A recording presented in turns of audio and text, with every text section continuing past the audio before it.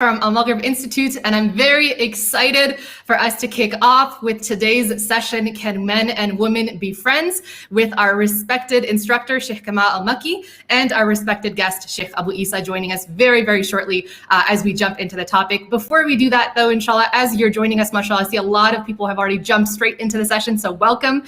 We're going to be kicking off in just a bit, but please do introduce yourselves into the chat. Let us know where you're coming in from, and if there's any questions that you already have, any curiosities that you have for the reason that you joined the session, drop them into the chat right now. Inshallah, let us know if you can hear me and see me clearly as well, so that we can take care of anything technical from the get-go. But we are going to be joined very shortly with Shaykh Abu Eesa and Shaykh Kamal Al-Makki. We're super excited for this topic and this session. There are no taboos when it comes to covering topics that connect to the deen and that connect to your reality as Muslims living in the West. And inshallah, I'm sure we're going to learn a lot from the shuyukh and from each other as we interact throughout the next hour or so, inshallah. Jazakallah khair for your patience. Apologies for the slight delay that we had just in getting kicked off, but inshallah we'll make up for it, more than make up for it in the next hour or so. I'm glad to see everyone can see me. Alhamdulillah, I see Claire, Sakinat from Niagara, Gina, mashallah, Ashjan from Ohio, Adil from Montreal, mashallah. Let's get a few of your names on screen. Keep on typing into the chat. And of course, make sure that you're sharing this with your WhatsApp groups, with your Facebook groups, on your Facebook pages, inshallah, as well. And tag people below, because this topic is insanely beneficial. And I'm sure you don't want to be the only one benefiting from it. Nids from Toronto, Canada, my hometown. Khalil from Amsterdam, mashallah. Let us know what time it is as well, mashallah. A few of you are coming in quite late during the day. Redwana from CT, Connecticut. Wafa from Iman and Wafa, mashallah, are joining in together. Asad from Calgary, Canada. Amazing. Jazakallah khair. We're 150 strong, and I'm sure there's many more of you, inshallah, who are going to join us throughout the session. Anika from Bangladesh. Lovely to see you on. And Jazakallah khair to those of you who have made some time for today's session. Yes, lots of Torontonians. Hey there, Jazakallah khair for joining. We're kicking off in just a minute with our session with Shaykh Kamal and Shaykh Abu Eesa. If you're one of the very few people who are not familiar with our instructors, I want to give you guys a quick rundown, and we'll make sure that we jump straight into the topics, and you'll get a chance to ask any questions that you have, pressing questions on today's topic of can men and women be friends?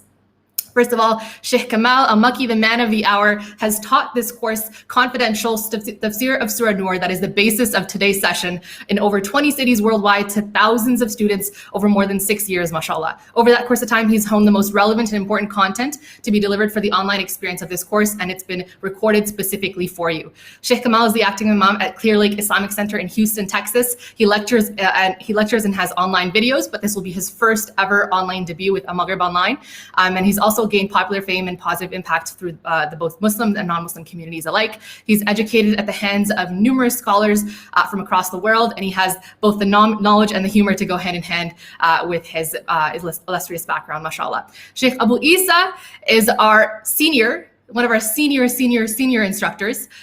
He studied Arabic, Islamic law, and Quran with scholars in the East and the West, and he's launched logicalprogression.org, which is an advanced weekly fiqh class. He's the original founder of Prophetic Guidance, and he's vice chair of Al-Qalam Sharia Panel, UK's premier fatwa body for legal and financial recourse and concerns. Alhamdulillah, we're blessed to have both of them as our instructors at Al-Maghrib Institute, and we're really blessed to have their insight as we cover this topic, can men and women be friends? I think this topic itself is some find it easier to interact with other members of the opposite gender. Others struggle to be polite. It seems to be a really complicated topic that weighs on all genders and all ages within the Muslim community, the two genders within the Muslim community. And we're going to be jumping into it, inshallah, in just a second. So bismillah, I want to invite to the stage Shaykh Kamal Makki. Assalamu alaikum wa rahmatullah. Shaykh Kamal, how are you? Wa alaikum salam wa rahmatullahi wa barakatuh. I'm very good. How are you doing? I'm good, alhamdulillah. I'm tempted not to bring Shaykh Abu Eesa on, but we've done what we can. We've trapped ourselves into inviting him into the session. So inshallah, let's bring him in with us. Assalamu alaikum wa rahmatullah. Shaykh, how are you doing? Alaikum salam wa rahmatullahi wa barakatuh. How are you doing? Alhamdulillah.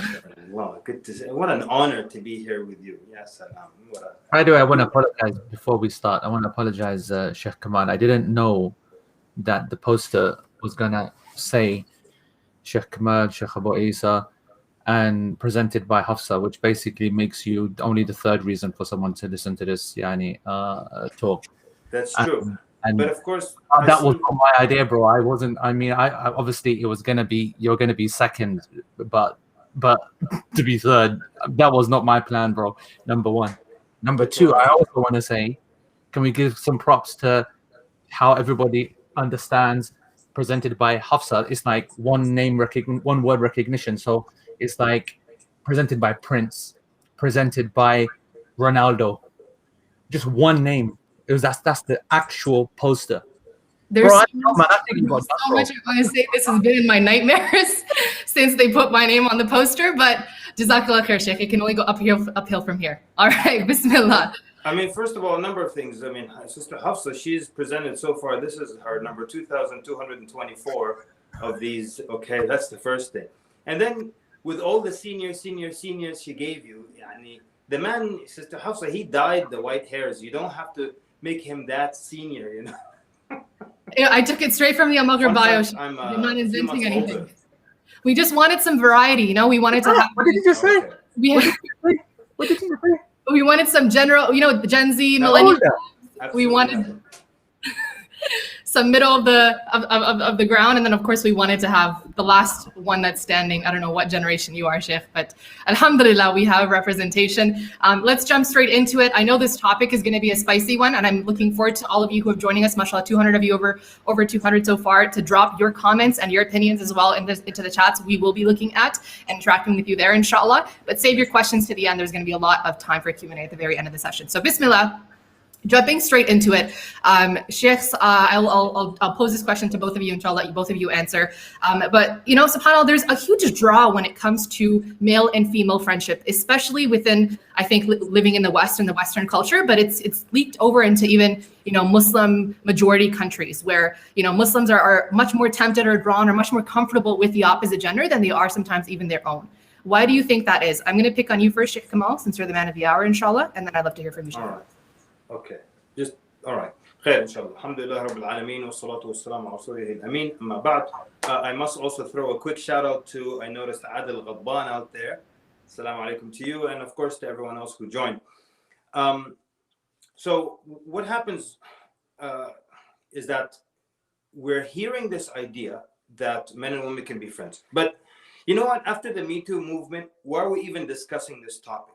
Like, wasn't that the ultimate proof that you cannot have men and women in the same proximity and assume everything is going to be innocent? Like, everyone would just Me Too all over, and from business.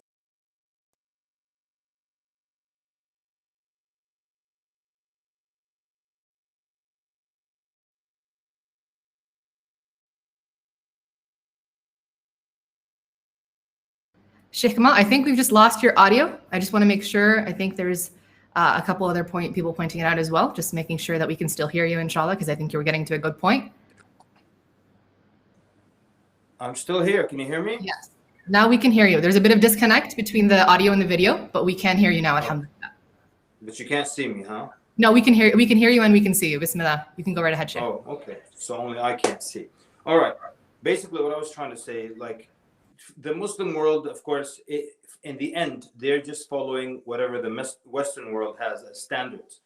But the Western world experienced the Me Too movement, and that should have been a wake-up call and proof to everybody that it doesn't work. You cannot have men and women in the same proximity and assume nothing is going to happen.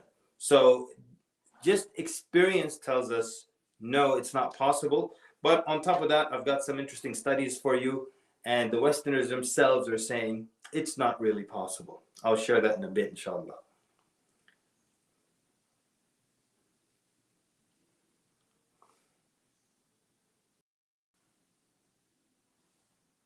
I don't know what's going on.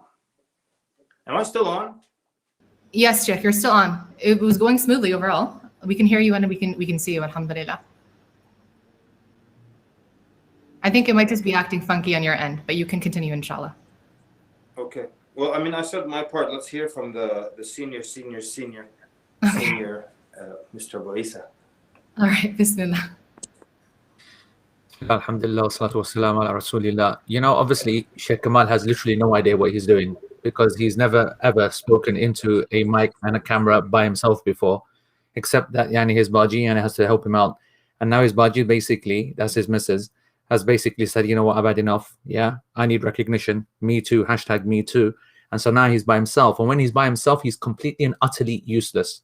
And so therefore, in my opinion, what we need to do is just to allow me to speak and allow me to keep it nice and short. All right, which are our famous last words. Let me keep this lecture and presentation as simple as it gets. The question is, what's the question? Can men and women be friends, or brothers and sisters, or whatever it was? Yeah, the answer is, of course they can. Of course they can. Why can't they be friends? Of course they can. If you live in cloud cuckoo land, all right? If you live in cloud cuckoo land, then absolutely they can be friends. If you are of a normal disposition and you live in the normal real world, and you're on planet Earth in this current time, then you'll know that this is the most silliest and the most the biggest nonsense that could ever possibly be put forward. Actually, the only other way that in fact, I'll answer the question again. Okay, can men and women be friends? Yes, they can. As long as we make all the men gay, right? Then men and women can be friends as well. So that is the simple parameters of this topic. It really doesn't need so much thought and reflection. It's that obvious. Every man knows this. Every woman knows this. But we seem to have this cognitive dissonance. Okay, we seem to have this cognitive dissonance when it comes to putting an Islamic wrapper around it, right?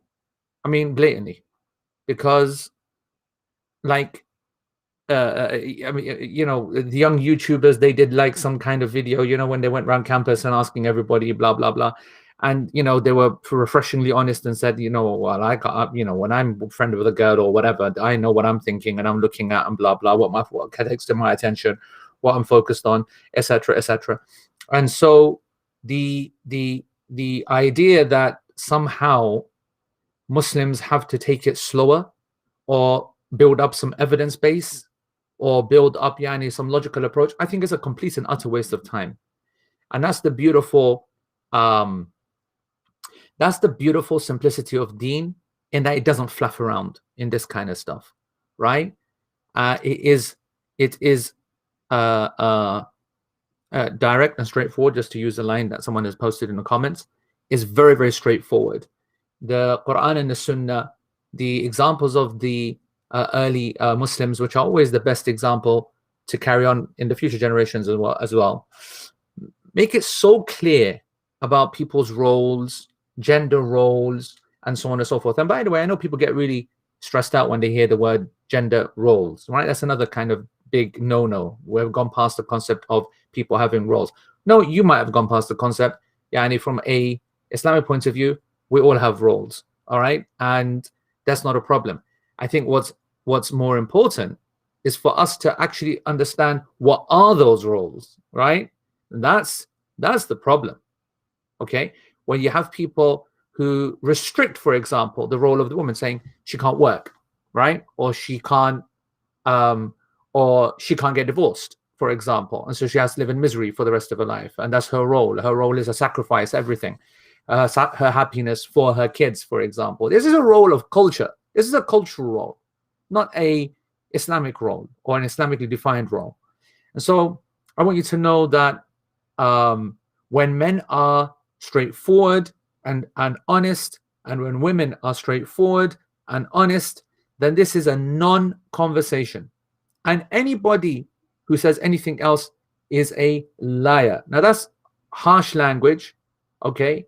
But I'll make it very, very clear. I have never come across, and I know I never will come across, any man who was friends with a girl, except that at some point there is either visible, palpable tension, or that which is being hid in a very, very intense way, or taking a lot of effort to hide it, because that's the nature that Allah subhanahu wa ta'ala has created men and women. And I don't really even want to go and but Shaykh Kamal will, because of course Surah Al-Nūr itself is a fascinating exposition on the reality behind relationships.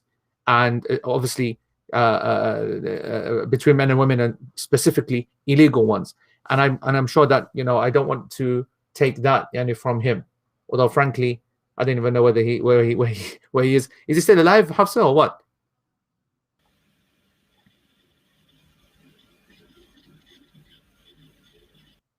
Yes, Right. Shaykh. He's back with us, alhamdulillah. Who is? Sheikh Kamal. Okay. So, like, you know, I think that I don't want to.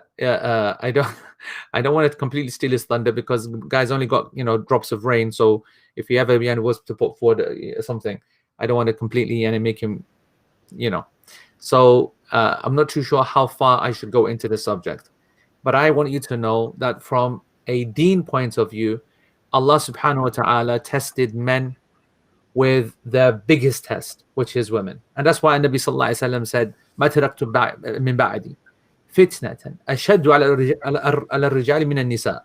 I have not left after me, yani, in terms of the guidance that I've given you, and you will now go forth and live lives, and you will interact, and you will pass through the generations, but you will never come across a trial that will be more powerful, more difficult, more that will trip you up and get you and make you fall as much as the trial of women.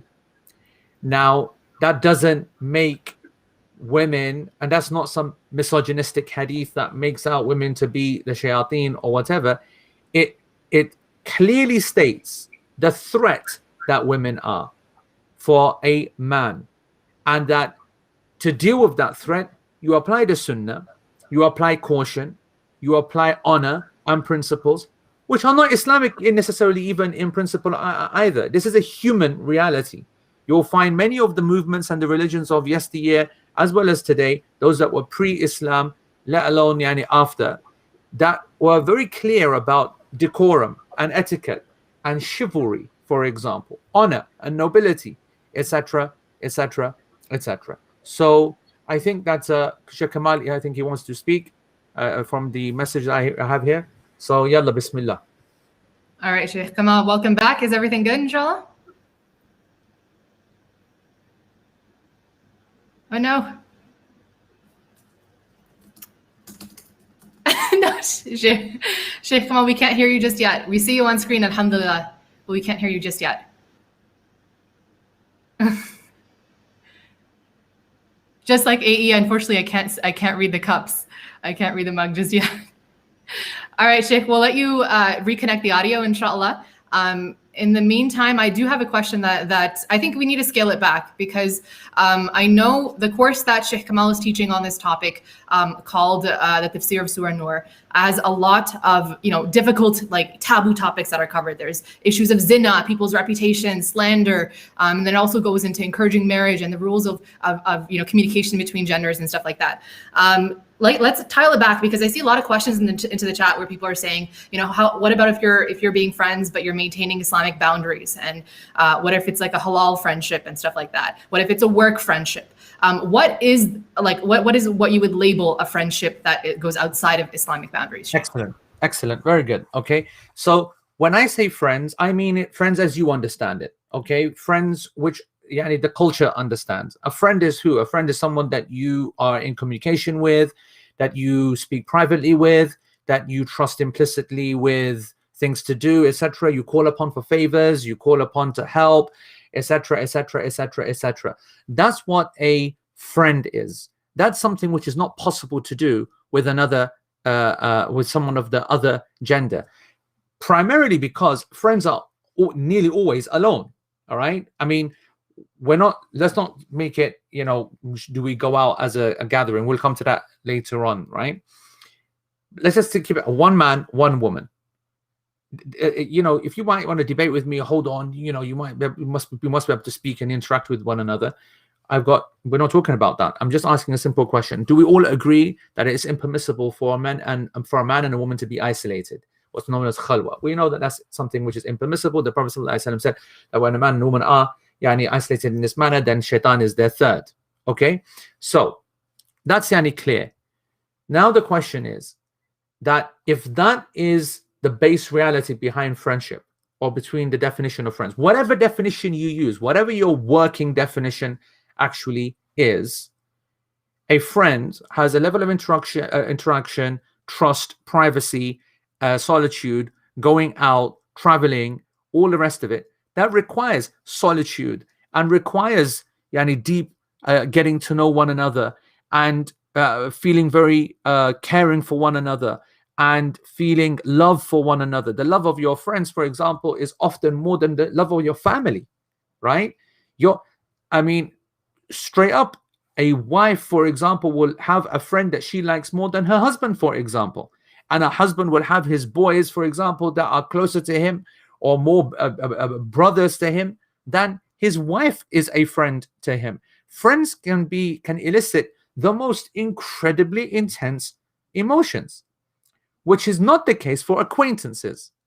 The Sharia absolutely recognizes that life needs to continue, that there will be men and women that will meet in environments, that they will work together, for example, in environments, that they will pray together, for example, that they will know each other, for example, that you will visit a family and other friends whose wives, for example, are there, or if you're females, then their husbands will be there, etc., etc. The Sharia, of course, recognizes normative interaction between men and women, but it always keeps it to the acquaintance level, unless there is a vested interest. So, for example, the asl, the basic status quo, is that men and women don't know each other, all right? And they just respect each other's space and, and respect each other's kind of limits and all the rest of it, just normal gender interaction. Then you will, as part and parcel of your day-to-day life, there will be a level up. So you will then have acquaintances. So acquaintances will be those that, for example, the girl who works in a coffee shop, for example, and you're going in, and because you see her every single day at the same time, and you're ordering the same thing, and maybe she's Muslim, for example, right? And obviously Muslims let on to one another as we do in our culture, and she knows you and you know her. The name. So you might say every morning, Assalamu alaikum, Shirin. Assalamu alaikum, Zaid, for example. Wa alaikum salam. And, how you doing? Alhamdulillah, I'm doing good. Maintaining a very clear, basic, polite conversation. Polite conversation that you would with your male colleague, or the female would do with the female colleague or acquaintance that they would see, etc., etc. And that is also meant to be the level of your work colleagues, if that happens, if you're in a mixed environment, or if you're a customer that's getting something custom made, for example, goes into a shop where it's the opposite gender that's being involved, so it's a business transaction. The fuqaha spoke about that, for example, the jurists, in terms of the transfer of money and so on and so forth. Okay, there is, for example, a discussion amongst the fuqaha where sometimes there's a man who's trying to hit on a woman, and how do we try to keep that guy's intention pure? And so therefore the discussion then reached a level where many scholars said that a man should not initiate the salam for a woman in general, because there's that basic idea that men hit on women more than women hit on men. Not saying that women don't hit on men, but the greater likelihood is that. And therefore, they should not initiate the salam. Some scholars said that. So there's no doubt that there is a blurred line, that is a fine line between what scholars accept and what's not, and what's absolutely agreed upon, what is haram or not. But common sense, this is why I said what I said at the beginning. Sometimes we overcomplicate the issue. All right. I have a lecture on this, by the way. All right.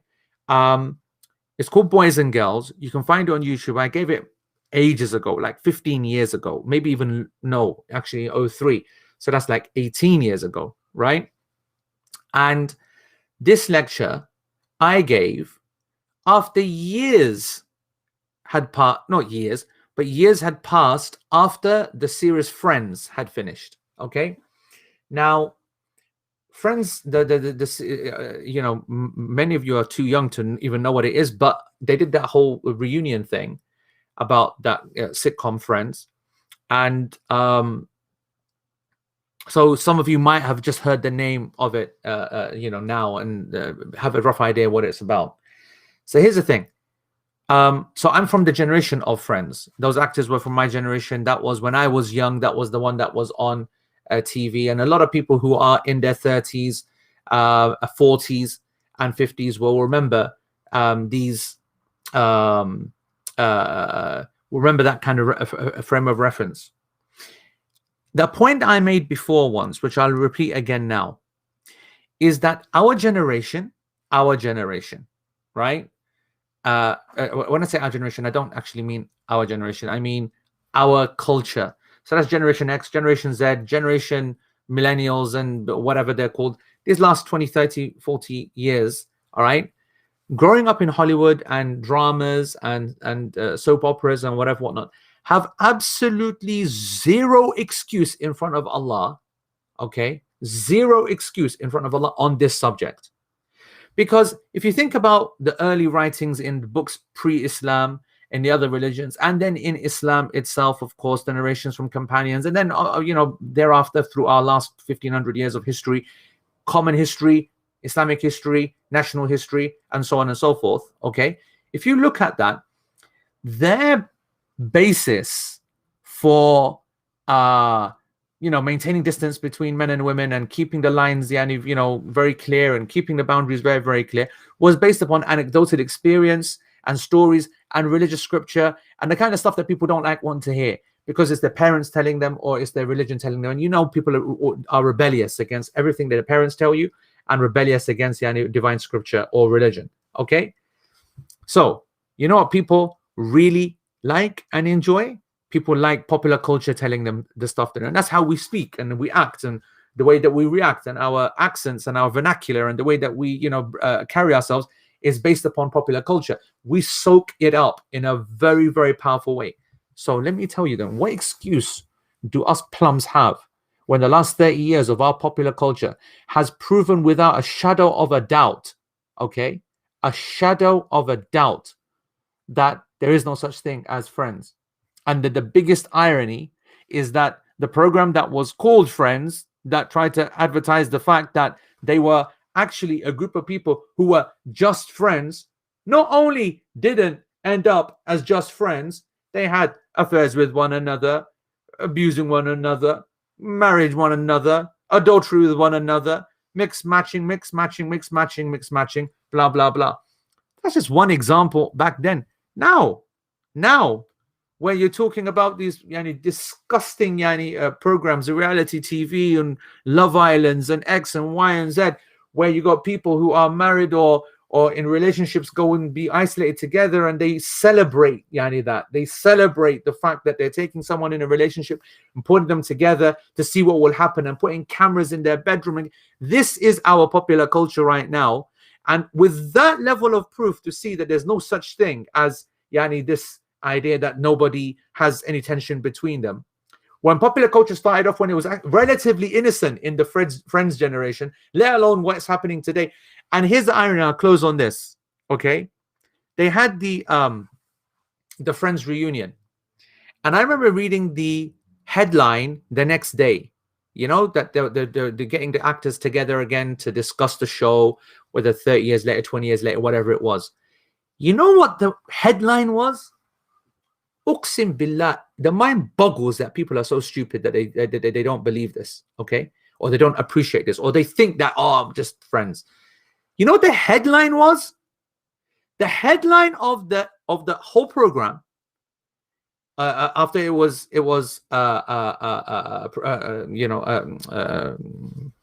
broadcast, after it was broadcast, was that the girl, what's the girl's name? I forgot the name of it, the actress, but I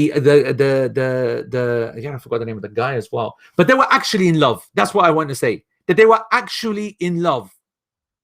So the program was meant to be about friends, where it was written into the script that they wouldn't become friends and they would go and destroy that concept. They were anything but friends. Biggest irony.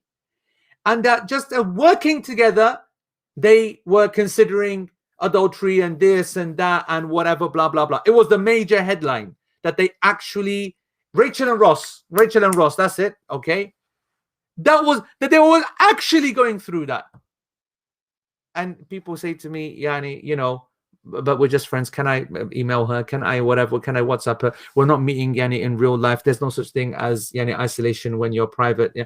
I tell you, that's even worse than meeting in private life, or in solitude. Or Yani this, the way that you get the confidence and the inhibitions Yani go when you are WhatsApping and emailing just another person. Anyway, I've spoken too much. I think Shaykh Kamal is back. Yalla, bismillah. Alrighty. Jazakallah khair, Shaykh Abu Eesa, for that lengthy rant on the topic. Bro, if you want me to do all this for you, I'll do it all for you, bro. I do it all for free, bro, because you know what it is? Biggest dust subject in the world.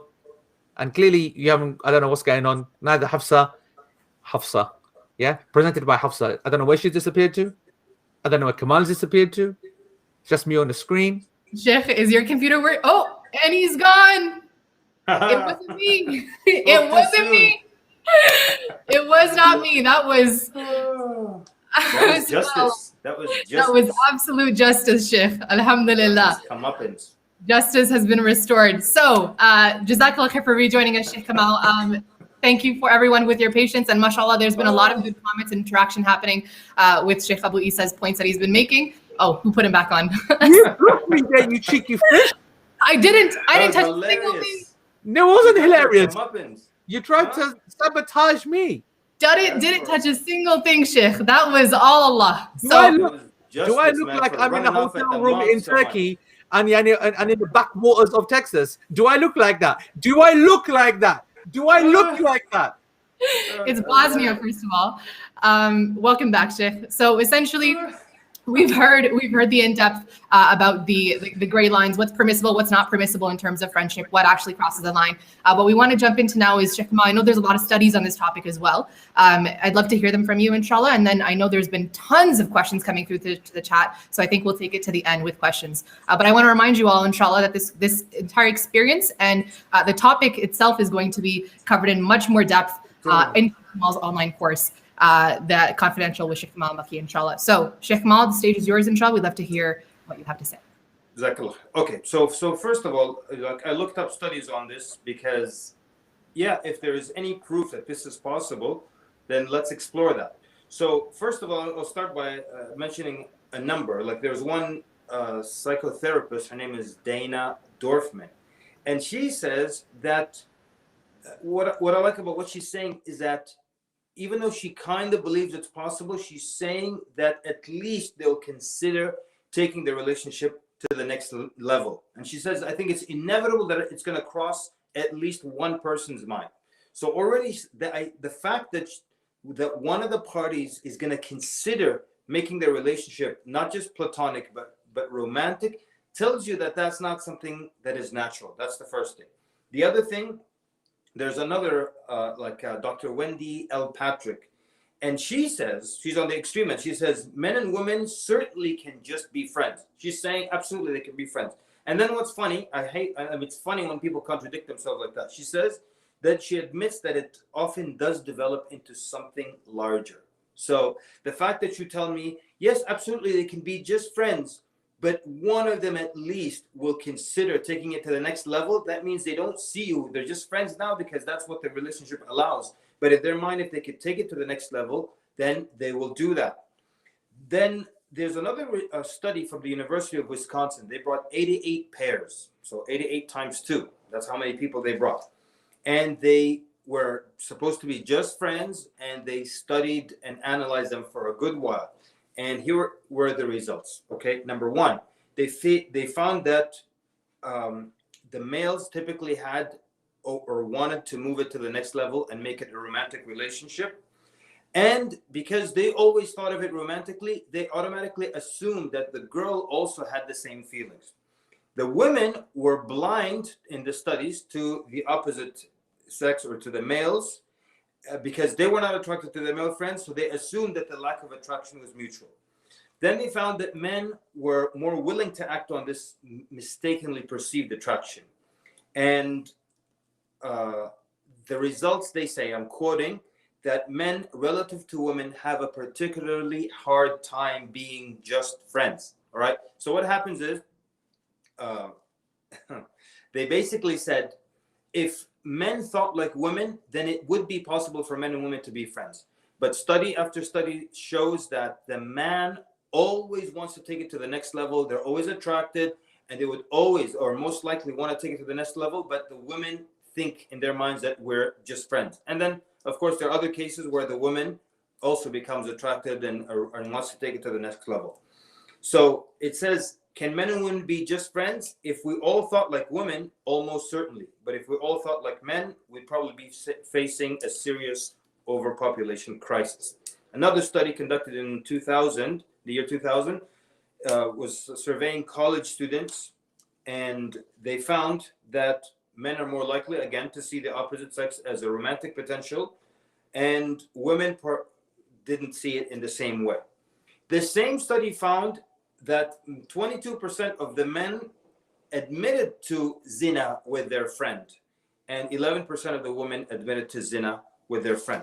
Anyways, the point is that even when you Google this thing, not even looking at it from an Islamic perspective, we're looking at it from the perspective of people who are saying, yes, it's possible, I have a lot of friends. And a lot of times you hear from the women that we're just friends, nothing is going to happen. And that's equivalent, I always say, to a gazelle hanging out with lions. And then the gazelle tells the other gazelle friends, we're just friends, nothing's going to happen. No, something's going to happen. Okay, just wait till the lion gets hungry. And so let's go to the original relationship between men and women and look at it through the Quran. We always see the relationship between men and women as spouses, as pairs, as wives and husbands, and talking about that husband and wife relationship, even divorce, marriage, when there is discord, marital discord. But you don't see any time in the Quran or the Sunnah presented as just a regular relationship like men with men and women with women. All right. Even Adam and Hawa, that relationship was based on what? So that's the first thing. You look at the origin. You look at the studies. You see that it's not possible. The fact that one of the two will consider making it romantic tells you that then right now this platonic thing is just a fake. I'm just going along with it. And there's some videos that are not as like academic, but you'll see videos on YouTube where they interview people who have guy friends and girlfriends, and then in the end they'll ask the guy after guy, if she would take it to the next level and make it romantic, would you accept? And every guy said yes, yes, yes, yes, yes. All right. The other thing is, if you look at it Islamically, and my relationship with a woman, Allah tells me, don't look at her. Don't look twice, or don't look, as we know from the Sunnah. Don't touch her. Allah tells her to cover in front of me. And then after all that, you're telling me it's normal? Do I have these restrictions with a male when I have a male friend? Do I have restrictions? I can't touch my male friend. I can't look at him. I limit my discussions and conversations with him. Does he have to cover in front of me like that? Even that tells you that this cannot be a normal relationship. And the fact, again, that the Me Too movement already went through this and exposed that this is not possible, we really, don't really need to have this conversation very much. Okay. But what happens is that, we're a minority, so we follow the majority, and you find people being very relaxed with this. Now, look at Muslim student associations, or ISOCs, as you call them in other parts of the world. You'll find the guys and girls will go have lunch together, have dinner together. Everybody's got everyone's phone number. And there are some MSAs where it has really gotten out of hand. Like the girl will sit on the guy's lap, I think it's okay. Or they'll be pecking on the cheek. How can that be the case? But again, we follow the majority. And the majority just proved to us through studies and through experiences and movements that it doesn't work. It has failed. And we still try to argue that it's possible. If it were possible, shaitan wouldn't be your third. Okay, we all know this hadith, right? I always tell people, a guy with his friend hanging out in a room together, talking, whatever, normal. Guy or two women next to each other in the room talking, very normal. Then there's a guy and a girl, and the third one is a shaitan. If you could wear glasses that will let you see the shaitan, would you think that's normal? You look and say, oh, okay, that's all right. Just a guy and his platonic friend, and the Iblis is sitting there with them. That's not normal at all. So anyways, I mean, I don't want to like pull an Abu Eesa and just keep talking here, but there are a lot of things. Just look at the origin of the relationship between men and women, look at the studies, and look at the experiences. On that note, what if you really know a guy and girl, like friends, and they've been friends for a while, and let's assume for the sake of argument, the guy never ever once thought of taking it to the next level. See, this is what happens. You've got billions of people on earth, and then you think of the only example you know where the guy didn't try to be romantic, and you say, you see, this is proof that it works. And that's not how things work, all right? You don't find an exception to the rule and say, let's cancel the rule. Like generally, would that be harmful? What would that do to people if we just canceled the rule and said, yeah, guys and girls can be friends, they can be together in a room? Like one time, a guy came to me and he said, I was studying with a female friend of mine. We studied until 3 a.m. Then she got up, she got in her car, she went home. Nothing haram happened. So why was that not okay? We didn't do anything. So you see how he's thinking? If we didn't do anything, that means the jilsa, the gathering, was halal. But if something bad happened, then the gathering would have been haram. No, the gathering is haram because the gathering itself is forbidden, no matter whether something happened or not. Meaning, Allah Azza wa Jalla, as you all know, said, وَلَا تَقْرَبُوا الزِّنَا. Do not come near zina. So the scholar said everything that leads to zina, Allah made it haram in and of itself. It's not, oh, it's haram to touch a woman if it leads to zina. It's haram to look at a woman if it leads to zina. No, it's just haram to look at a woman. It's haram to touch a woman. It's haram to sit in a room alone with a woman. It's not whether or not it leads to zina. You understand? Anyways, I don't want to keep going. That's just that beginning for me. Jazakallah khair, Shaykh Kamal. I know this topic is just the tip of the iceberg, and I know we go like much more in depth when it comes to the relationships between men and women, and then the kind of stages between kind of their relationship that leads to zina and stuff like that. But before we get into that, I actually want to ask you, why a full-on topic on just this? Sorry, what a full-on course on just this topic? Why narrow it down to Surah Al-Nūr? And how are we going to expand further on this in your class, inshallah? Okay. Good, very good. And before I answer that, I would like to withdraw my shout out for Adil Ghadban. Okay, and I never gave a shout out for Ibrahim Abu Arab, and if I did, I would withdraw it. And I'm also calling for you to ban him. Like, if you have a way to cancel him, take him out of the group, please do, because he's not paying attention, and the whole bunch of people that are not paying attention, kick all of them out. Now, with that being said, all right. So no, I'm serious. With that being said, we've got a couple of things. First of all, number one, I see this course, Tafsir Surat Al-Nūr, as a way to reset our minds, because we've been so desensitized to zina, where the sitcom, the entire episode centers around two people committed zina, and then they're hiding it from the rest of the gang, and it's supposed to be funny. Someone tells you a joke about zina, what do? You laugh. Someone tells you a joke about adultery, you laugh. You're watching a movie, the whole central theme of the movie is about an incident of zina, and you're just watching it. You know, a girl's trying to escape to be with her boyfriend and live a life of zina, haram ever after. And what's happening? Everyone's like on her side. Oh, her father's so oppressive. Her father is the good guy in the movie, as far as I'm concerned. He's the bad guy. All right. So what happens is we need to reset, because the Prophet ﷺ then told us that if you see a munkar, any reprehensible act, you change it with your hand, and if you can't with your tongue, and if you can't with your heart. What does it mean with your heart? It means in your heart you can reject the sin. In your heart you can hate the sin. That's the وَذَلِكَ أَضْعَفُ الْإِيمَانِ. That's the weakest level of iman, is to reject the sin. But when I just laugh at it and I have no problem with it, how do I describe that? If the weakest level of iman is to reject the sin, how do I describe laughing at the sin, having no problem with the sin? So number one, this course offers works as a reset button, okay, to bring us back to where we should be, recognizing zina. Like, we spend a full hour on the harms of zina in society, citing studies from Canada and from the US on the effects of zina on society. We spend a full hour talking about the different harms zina causes society, just so that nobody later on says, well, what's wrong with it if two people want to show affection? No, it's harming them, it's harming their families, it's harming society at large. that's one of the main things, is to give us a good reset, to let us see one more time what zina really is. It's like one of the top three. It's in the top three worst sins in Islam. Shirk, murder, and committing zina.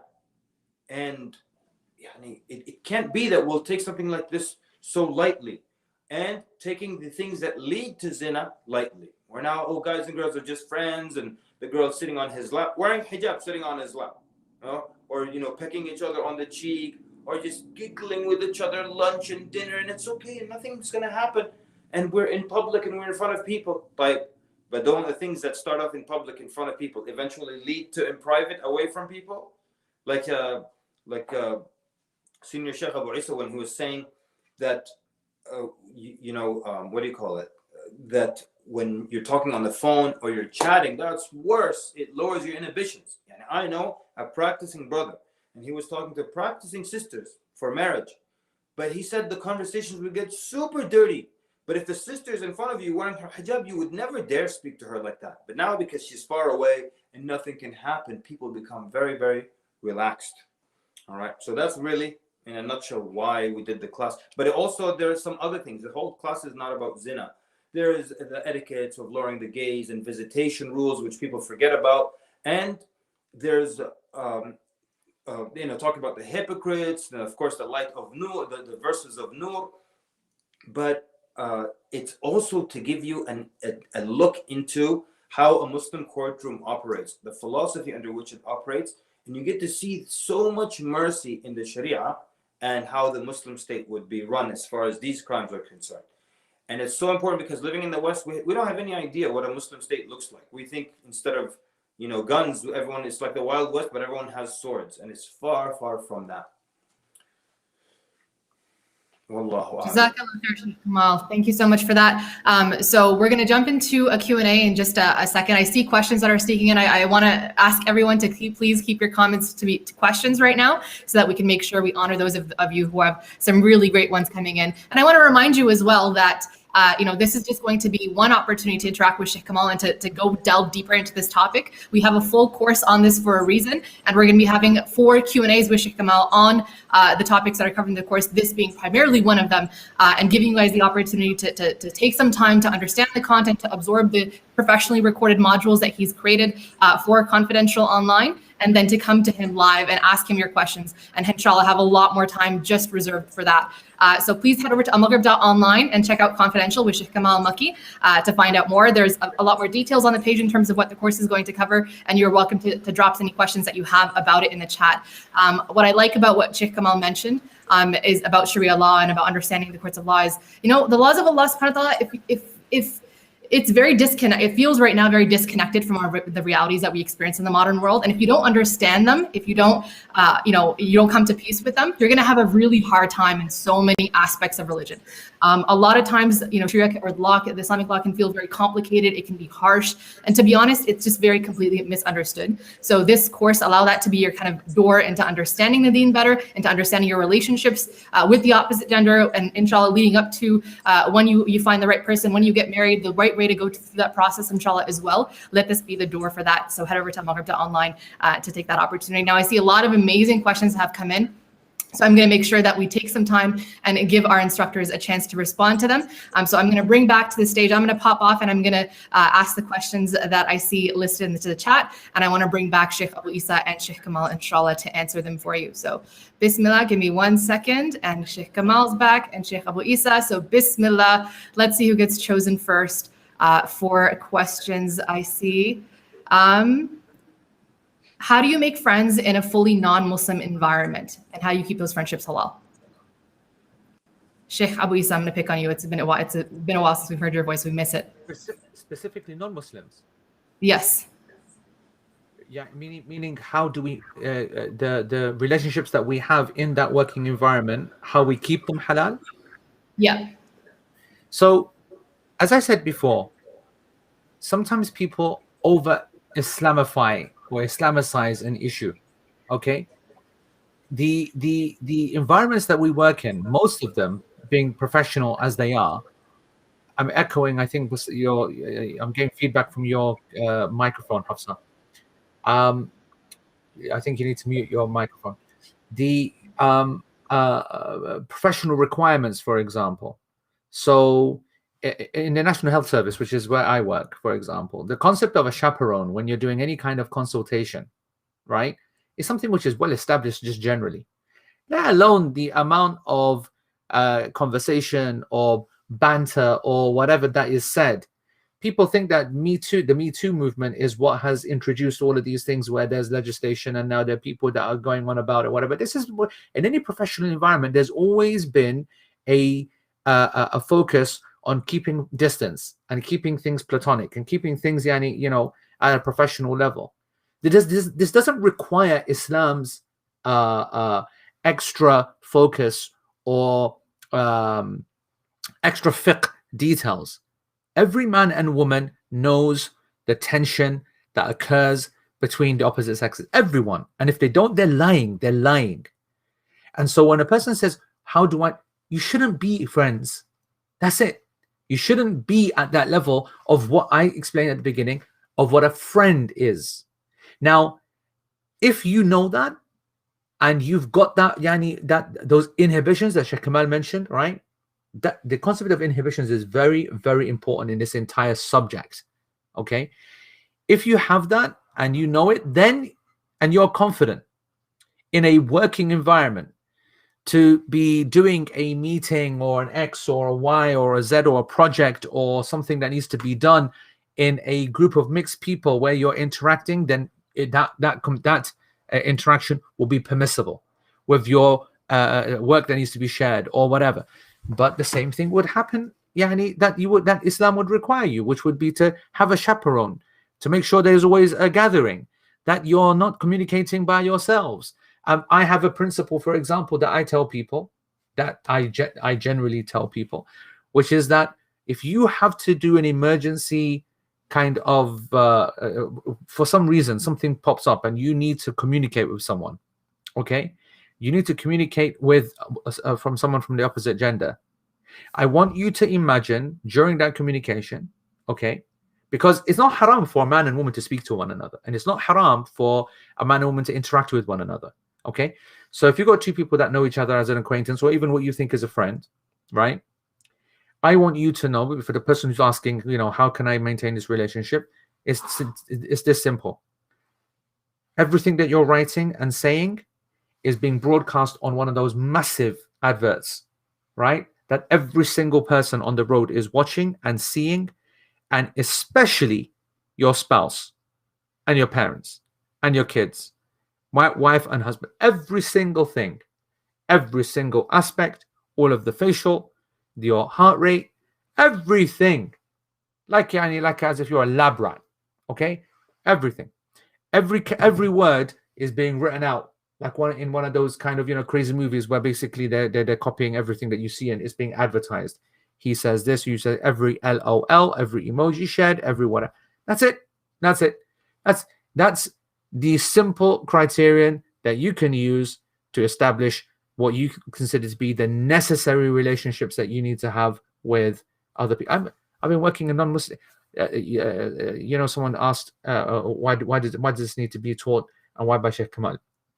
I also asked that question. Why on earth would you need The answer is because nobody else is teaching it. That's why. No. Let me tell you something which is important from Shaykh Kamal. He has life experience. That's the difference. And that is actually, a number of scholars have never worked an actual day in their life in a proper environment, in a factory with non-Muslims, in an office, in an X, in a Y, they haven't. Okay. So when they come from a theory point of view, or from lofty towers, or from whatever. We know the game. We know the reality. We know what happens. We have colleagues and acquaintances, men and women and X and Y and Z. So this is not just hot air. This is not just breeze. These are facts. These are facts. Anyway, and also, something that Shaykh Kamal said earlier on, which is about the men and women never being in a situation where they interact except that there is some kind of tension, and then you find that one person that doesn't, or a pair of friends that are, you know, like two angels, right? That don't have any kind of connection. That's only possible because they did try that, but then he realized that he's not interested. That's all. It was even that one was a failed one, because at the beginning that's what he was thinking. Then he said, you know what, she's not good looking enough, or she said that I detest him, or whatever. Yeah, and I could never imagine that, etc. And they generally felt sick about it. The irony is that, as Shaykh Kamal said, how on earth does that cancel the rule? In every other aspect of life, let alone the fiqh rules that we have, whatever is haram in its large amount is haram in its minimal amount. Is it permissible for you to take a drop of whiskey and put it on your tongue? It's not going to make anyone drunk. Even the most weakest person is not going to make anyone drunk. Of course it's not allowed. It's not allowed to go into something because you have a high tolerance or you have low tolerance. When something is impermissible, it's impermissible. And you need to remember that. So anyway, again, Hafsa, don't let these things become unrestricted, because I could speak for ages on this book, man. That we know, Sheikh. Jazakallah khair. I see so many questions. So inshallah, what I'm going to do is, if we can do a rapid fire, because mashallah, there's so many coming in and so many different scenarios that we want to cover. So I'm going to bring Sheikh Kamal back with us. And if we can do a rapid fire, and we'll keep you guys on screen and see how many we can get through, inshallah. So one that's come up a few times. Welcome back with us, Shaykh Kamal. From Nushi is it permissible people trying to get to know each other for marriage to speak on the phone and to text with each other and to have that type of communication? Shaykh, can you hear us? I think he's just getting reconnected to the audio, inshallah. So we'll give him a second. Shaykh Abu Eesa, we're going to pick on you again, inshallah, to answer this question in the meantime. Yeah, so I want you to know that a answer that I'm going to say now that will answer a load of these questions. For example, can I shake hands with the opposite gender? What is the boundary? Is this, that, whatever? I want you to know that our Sharia is so tolerant and flexible that virtually all of this is allowed. Everything that we're saying, don't do haram, all of it is allowed in those emergency situations, in those one-off scenarios. Because Allah subhanahu wa ta'ala knows what is genuine, what is an emergency, what was not happening, and, you know, in a normal scenario. When a person is on it and so aware and so cautious and so fearing the consequences and so not wanting to be in that scenario, that's the person that we want. It's like leadership. The Prophet ﷺ, as a rule, did not give leadership to those that sought it. Okay, and that's where the rule comes from, that the most suited to be the leaders are the ones that don't want to be the leaders. Okay, it's a mentality, it's a mindset. The mentality mindset, right, of a person that understands this threat and danger and understands their right to the rest of people and their right to Allah and His Messenger as a Muslim. They're the people that I trust most to have interactions with women. I'll give you an example. If I look at my own teacher, my main teacher, right, I wish that he has every single interaction with all the women in the world that I come across in my life, right, whether it's professional or at work or patients or students that ask questions or students that are just students or those that ask fatwa. I wish that he dealt with all of them, because even though he's older, and obviously when you're older, there's less of attraction and less desire, whatever, blah, blah, blah. And you learn about that as well, why that's punished so much in Sheikh's class as well. That's the thing what I like about this class, because it's about Sharia, something which I love, the details of it. So I want you to know that, notwithstanding that, because I know that despite him being older and not in that kind of zone, he's still so cautious, still so worried, still warning against other people and himself, whatever. Those are the people that you trust the most to be able to deal with it. So I want to say to you that I trust you. I trust all of you, that if you know and you are all the time worried and stressed, and you don't lie to yourself and you don't lie to other people, and you know that there is no such thing as friendship, and you know that to shake this hand with this woman in this scenario is a disaster, whether or not the fiqh gives you a way out or not way out or whatever, it's a disaster. but I need to do it. Otherwise, this is going to be a very embarrassing moment. It's going to be a very big, hoo-ha. There's going to be hijaab being involved, whatever, whatnot. I trust you to be that person to shake the hand. I trust you to make the approach to the girl to say, I'm interested in marrying you. Can I get information from can I get your father's details, for example? Excuse me, do you need some help? Excuse me, do you need a lift? Because if you do, then, and you are, because it's very late, and I said, but I'm now going to go and call my sister, okay? And I'm going to call my sister, and she's about 20 minutes away. And if you wait here, I will come back in 20 minutes, and I'll have my sister, and then I'll give you a lift as well too. All of these things that we're warning against, I will allow those for these kind of people who have that kind of mentality, because my brothers and sisters, our problem is our mentality. Like Shaykh Kamal said, we're in a scenario where we've not just become, he said desensitized, which is correct, but I'll go further.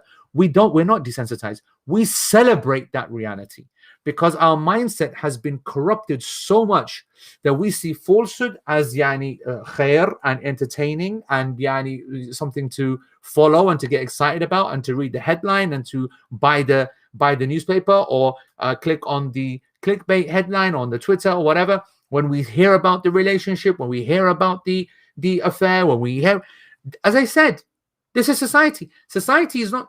Listen, the most cleverest people on this planet, they're the people who run the entertainment industry. These people are vicious, man. These people don't waste one single penny. They invest billions and billions of pounds and dollars, okay, in that which works, and anything which doesn't, they will do pilots of programs and documentaries and whatever, and they will drop those if they feel, after spending millions on them with whatever stars they have, if they feel it's not going to work, if it's not going to connect with the people, if they're not going to think that the people are going to accept it, okay?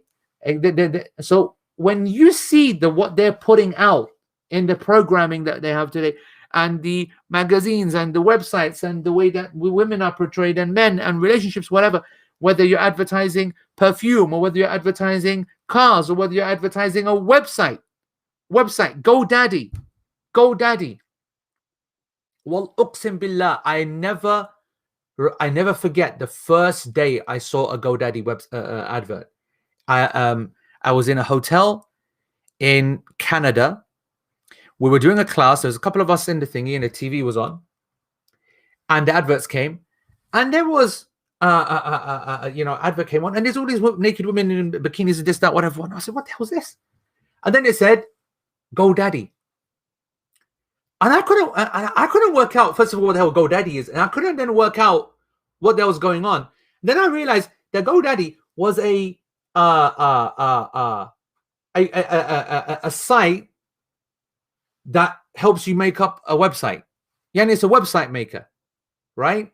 That gives you addresses and whatnot.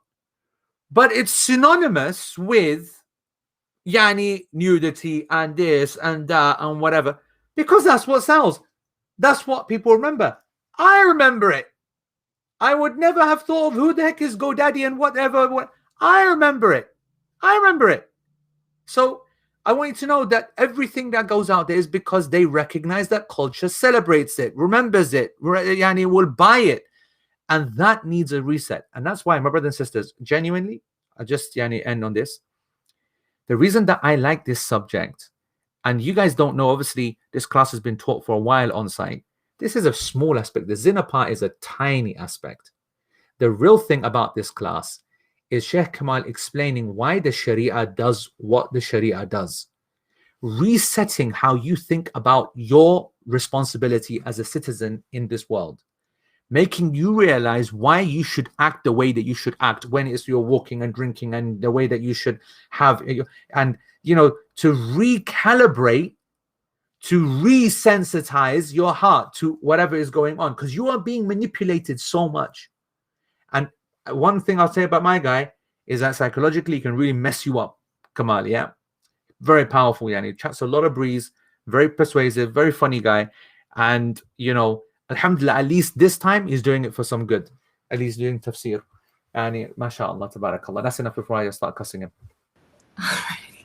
Jazakallah khair for that, Sheikh. Sheikh Kamal, can you hear us? No, he's... Yes, I'm here. Bismillah. I can hear you. Alhamdulillah. Allahu Akbar. Jazakallah khair for rejoining us, Shaykh Kamal. AE, Jazakallah khair, you've given us a lot of your time. I know there's so many more questions that we want to go through, so we'd love to keep peppering. If you have the extra time, we'd love to have you. Otherwise, let's do bam, we'll bam, bam, bam. Just Okay. ask and then stop us and then go to the next one and stop it and then go to the next one. Okay, we're gonna go on by keeping you both on screen, inshallah, as well, so we can start looking at our watch when you go on. The one question that keeps coming up again and again and again is, how do you deal with a spouse that has friends from the opposite gender and or that also has different ideas of the boundaries between men and women? How do you communicate that with the spouse? Shaykh Kamal, we'll pick on you for this one. Okay, so if this is, I'm gonna be fast. If this is a woman, you know, share this talk with her. Like, she needs to understand. Studies show that it's not right. Quran and Sunnah, the commands of Allah Azza wa Jalla and Nabi Sallallahu Alaihi Wasallam, there's no way to dispute that. If it's a guy, he's just trying to get another wife. That's it. We're done. If it's a guy, he knows what he's doing. He is messing up. Okay. If it's a woman, she's just like the gazelle. We're just friends. Nothing's gonna happen. That's what's. That's how you deal with it, people. Next question. Next question.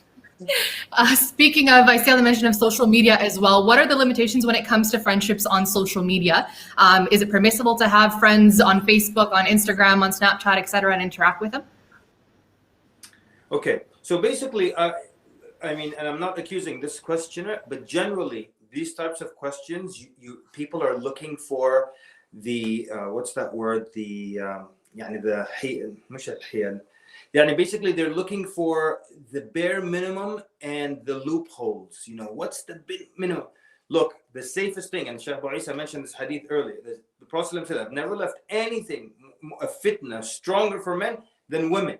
That entails that the result would be you would stay as far away as possible, not try to get close without getting burnt. You know, like if I told you this fire is really scorching hot, you're gonna say, let me see how close I can get, and I'll move right before I get burnt. You would stay far away. But this is what we do with the issue of the other gender. Like, let me see how close I can get without anything happening. Let me test my iman. Test your iman. It's like this guy, he asked the Shaykh, he said, Shaykh, I pray with the TV on to test my khushu'. Habibi, without the TV, your salah is shot anyway. I mean, your focus is shot anyways. You're singing Barney songs without any other distraction in the middle of your salah. You want to tell me you're going to turn the TV on and test yourself? Don't test yourself. Don't test yourself in this area. Keep it to a minimum. Oh, we went to high school together. We're co-workers. Hi, how are you doing? How's Jack, your husband? How are the kids? I'm fine. That's it. What's your favorite color? Do you like mustard? Itawaluko on mustard. Just keep it like that. Khalas. Don't get cute. People get cute and they think it's funny. Just keep it to a bare minimum. And everybody knows what that means, okay? But I'm not going to be giving anybody like some kind of, you know, allowance and then they're going to abuse that. Just stay as far away. It's a hot flame. Stay as far away as possible. Wallahu ta'ala a'lam. And I'll just add, Gina asked an important point. Gina asked a very important question. She goes, are they actually friends on Facebook? Aren't they more like acquaintances? Yeah, clearly, if you have a people that you don't know, right, but they follow you or your friends, like people have a couple of thousand friends or a couple of hundred friends or whatever, they aren't. But it doesn't change the reality. You should keep it absolutely bare minimum. Remember that, like I said, combined from what we said earlier on, you should be terrified from every single person. It's a good terror. It's a good caution. It's a healthy one. Go on. And then the other thing also, like, sorry, I just want to add, you can also have like a third party involved. Like, for example, my Facebook page, which is a very humble Facebook page, not like, you know, millions like some people I know, but I have like 28,000 people or so. Guess who checks all the messages and is in charge of everything? My wife. All right. So if any sister is deaf, dumb, and blind, and she asked me for a marriage proposal, she would get shot down. My wife would knock on her door at midnight and bust her up. That's how we do it. That's how we keep it halal. All right, Shaykh, you don't have to pad AE's ego. He's nowhere near millions of followers. Don't worry, we're safe from that. Yeah? Hundreds of thousands at most. But go head over to Shaykh Facebook, inshallah. Let's bump that up a little bit, inshallah. There's many of you already here on this live. Give him a follow there as well. A little controversial, or I want to cut up the narrative a little bit, because a lot of people will say, You can be friends as long as you are mature and you're disciplined. I see someone mentioning this in the comments as well. Like, not everything has to be about sex and be about, you know, sexual tension and stuff like that. And sometimes Kamal already people feel answered that. Tell Yes. that person to go back. Next question. He already answered that. Tell him to go back and listen to what Shaykh Kamal said. Fair enough. Next point. A lot of people bring this up as well in terms of marriage, right? People will get married and you'll see, oh, I married my best friend. And, you know, like, you know, that's like everyone apparently is just making best friends and marrying them, right? So what happens that in the Islamic context? What about friendship before marriage, or in the process of getting to know somebody and building that relationship with them? What's permissible? What's not permissible?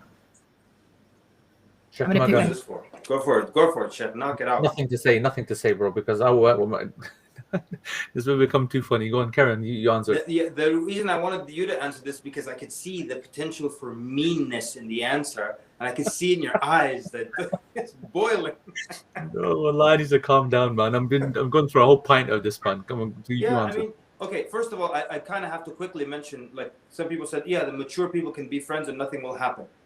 Isn't it true that you can sit with people at a table who are consuming alcohol and not get drunk? I'm sitting with 8 guys who are kuffar, they get drunk, I don't get drunk. Isn't it possible? Yes. Can I sit with people who are in a room watching haram images on television and not turn my face towards it? Yes. Right. Is that the argument? That, yeah, I went to a bar before, I just drank milk. You're so cute, mashallah, hello, into habibi, I love you. Don't, again, the golden rule is don't get cute, all right? Yeah, if somebody did it and it worked, that doesn't break the rule, all right? The other thing is, to answer that question about friends and can friends get married, I have to acknowledge that you can, you know, that this friends thing was okay to begin with, all right?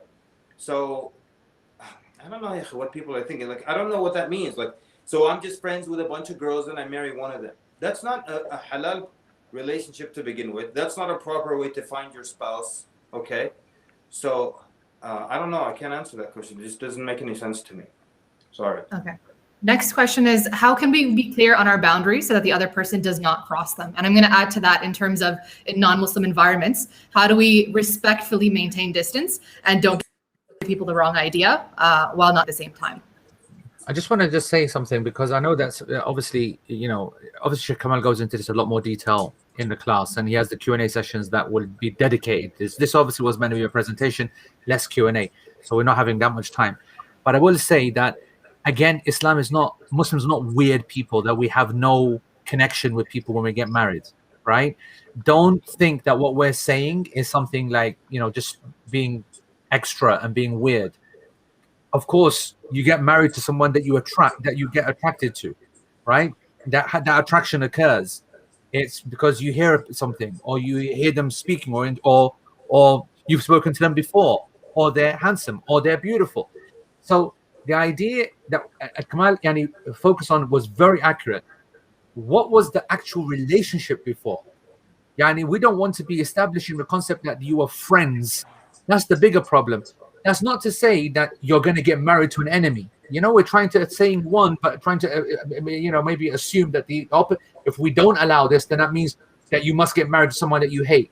Well, hold on. Why does it have to be that or this one, right?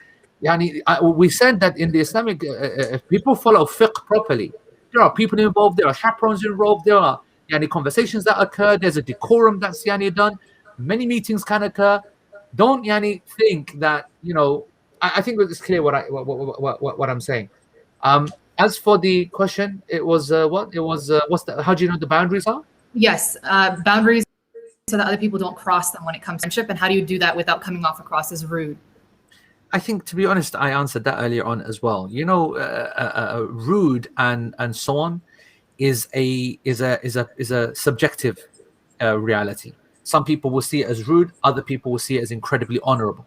Habib Nurmagomedov, right? Habib Nur, the UFC wrestler, probably the most famous Muslim sports person in the world, is a classic example. You will see females, reporters and journalists and all the rest of it, be two camps. There are some, and they're the minority, by the way, all right, that are upset at him because he doesn't look at them when he's speaking. He lowers his eyes, and he does it very, very obviously as well, by the way. He doesn't do it subtly. He looks down like this. and these are people who are, you know, full involved in, you know, Fox and ESPN and, you know, prime time. And then you've got the majority who are in awe of him, right? You got the majority who see him and have put him on a certain pedestal. And they've, you know, I was listening to Joe Rogan, okay, him talking, and Joe Rogan, you know, what kind of bakwas that he says, and, you know, what kind of person he is, and his opinions, and, you know, womanizing all the rest of it, and blah, blah, blah. And when you see him speaking about Habib, he speaks about his values, and he's impressed by his values. And we've spoken about this issue before, that our obsession in trying to keep this fake idea of respect and culturally sensitive to people who expect you to interact and da'wah seems to ignore this massive other group of people in society that actually love what you do and love your values and love your separation and your respect for your wife or your respect for your husband and your difference to the rest of culture. And they are more worth your investment, and they are more worth your time, and they are more worth your focus in terms of the way that you're interacting and being harsher, etc., etc., etc. Don't always put everyone in the same basket and think, oh, I've got to be, oh, this will come off. No, not at all. Beautiful. Jazakumullah khair, Shaykh. There's so many more interesting questions, and there's so many conversations that can be had coming from this, but we've gone past the hour. We've taken a lot of your time. Jazakallah khair to everyone who stuck in all the way to the end of this experience, and of course to both the shuyukh who've given us this extra time and benefit in this experience. Inshallah, we'll be having other live sessions coming up for this course as well, but the course itself is closing very, very soon, so I encourage you guys to head over to almaghrib.online. You see it in your description, you see it on the screen as well, and head over and register for confidential, because this is just the tip of the iceberg. We cannot cover, as much as we would love to, all the different nuances of this topic in just the 1 hour that we've had with you, 1 hour plus that we've had. So please make sure that you take that and you invest in those relationships by registering for the course. Any last words, inshallah, Shaykh Abu Eesa, about confidential? I know you've taken the experience, you've benefited from it, and anything that anything specific you want to say about it before we head out. So I'll say this, yeah. There's people who are talking like, so should women and men not look face to face, right? Should this happen, that happen, this? Here's the point that I want to make, right? When people start getting lost in the details, right, they are not understanding the subject at hand. And the reason people don't understand the subject at hand in any subject is because of the way that they approach it. As I said to you before, mindset. The Muslims need a cultural and religious reset of the way that they think. When you have that reset, okay, when you have that reset, you will find that the way that you approach all of these issues, never do these questions come up. They won't come up. You will not, it's actually completely permissible to look at a woman and a woman to look at a man. The fuqaha, just to show you, they categorized in some of the madhahib 17 different looks. 17 different looks. Okay? So if you want to keep digging, you can dig as much as you want. Right? If you want to get fatwa, you will have every fatwa that you can get. But to have a mindset which is a protective one, where you understand your responsibilities in front of Allah subhanahu wa ta'ala and to society, and to operate without being a weirdo and without being an outcast, being someone who is fruitful and beneficial to society and is not spoken about as being, wallahi, I just want to make it clear. Alhamdulillah, so far, 25 years or 30 years or whatever of adult life, Allah has protected me from this fitna thus far. May Allah continue to protect me. I can tell you one thing. Never did any man or woman complain about my behavior. Right? Meaning that I got too close. Well, that's obvious. But that I got too far. Or that I was weird. Or that I was harsh. Or that I was gay. Or that I was X. Or that I was... People who understand themselves and are honest and project that honesty without chatting rubbish to people, you will find that you don't need to have these questions, and you'll be able to operate in a very, very open way with men and women very clearly, interact with them at the professional level, on Facebook, on social media. You will have no worries. You won't have to throw in a fake, for the sake of the conversation, brother X and sister Y, trying to tell all the people I'm respecting the boundaries. Bro, if you are on the right mindset, you will never ever need to use that kind of artificial distance separator, as I like to call it. But anyway, again, this is not my show. Sheikh Kamal's one is presentation on this is excellent, especially, by the way, when it comes to the hudud. Right? When it comes to the hudud and how we think, how we understand Allah subhanahu wa ta'ala's wisdom, I genuinely recommend that you take this, especially as we're not teaching another class on Sharia as well. That's something important. All right, guys, barakallahu feekum. Jazakumullah khair.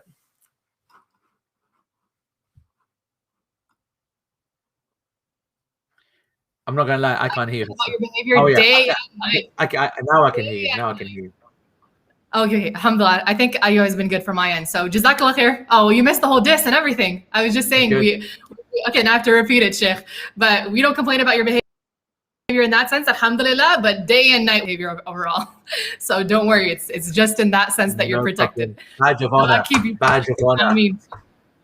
All right, Jazakallah khair for joining us. Unfortunately, we have lost Shaykh Kamal just at the end here, but inshallah, this will not be the only opportunity that you have to interact with him. And inshallah, I do hope that this is not the only time that you guys take the time to explore this topic. It's so essential for your faith and for your deen, for you to be completely confident in it. It's not something that you want to just be hemming and hawing to have confusion about. You want to be is the one who can give guidance to others about this and who can manage these relationships and manage the expectations of people in your life thoroughly and with confidence, inshallah. So head over to almaghrib.online. The course itself is already ready. So it's been professionally filmed, it's been professionally edited. Once you do register for the class, inshallah, you'll already have access to the first couple of modules. And there's some really, explicit and just clear discussions on topics around, sex and sexual relations and relationships between men and women in the first couple of modules to get straight to the point, inshallah. And you'll have a lot of opportunities, inshallah, to ask Shaykh Kamal and to get more clarification to your questions. Sincere apologies to those of you who were commenting and putting such amazing questions into the chat, and we just could not get to you with the sheer volume of comments and questions that we did have. But if you do register for the class, you'll have 4 opportunities to come on live with Shaykh Kamal and ask him all the questions that your heart desires, inshallah, and to also benefit from bonus sessions with other respected scholars and speakers. So make sure you head over to almaghrib.online. I want to thank once again Shaykh Eesa, who was just with us, and Shaykh Kamal Mekki for putting together this experience, and of course for Al-Maghrib Institute for facilitating it for you all. I hope that you guys join us again, inshallah, for the next live session, and I look forward to seeing you guys all in the course at almaghrib.online. For now, take care, stay safe, stay happy and healthy, and assalamu alaikum wa rahmatullahi